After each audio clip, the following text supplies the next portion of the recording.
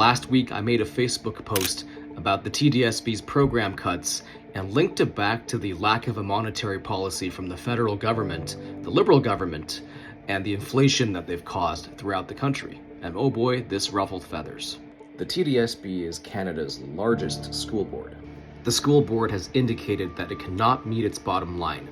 Expenses are going to exceed revenues. Thankfully, the board is not allowed by the province to raise taxes or go into debt.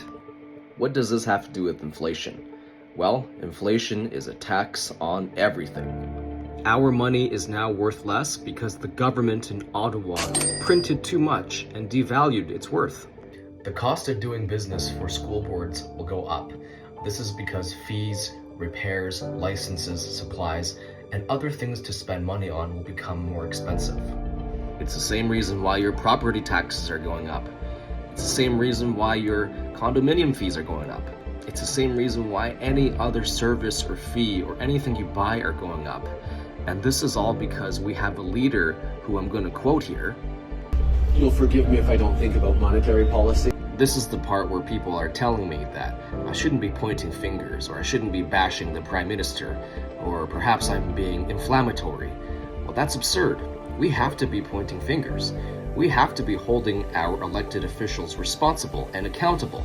In this case, I'm hoping that we get to replace his government. And yes, inflation is a tax on absolutely everything. Everything that's even outside of the purview and jurisdiction of the federal government.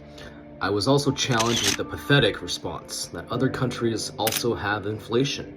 No, countries that gorged at the public trough and abuse the treasury as their own personal re-election fund have massive inflation. Countries where government didn't use COVID-19 as an excuse to spend like drunk sailors and enrich their friends do not have this problem. It took this government only 8.5 years to destroy the wealth that took 200 years to build. Don't shoot the messenger.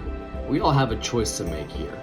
We either stick with the comforting lies of Mr. Trudeau or the hard truths proposed by Mr. Pierre Poilievre and basic macroeconomic theory. I know which side I'm on.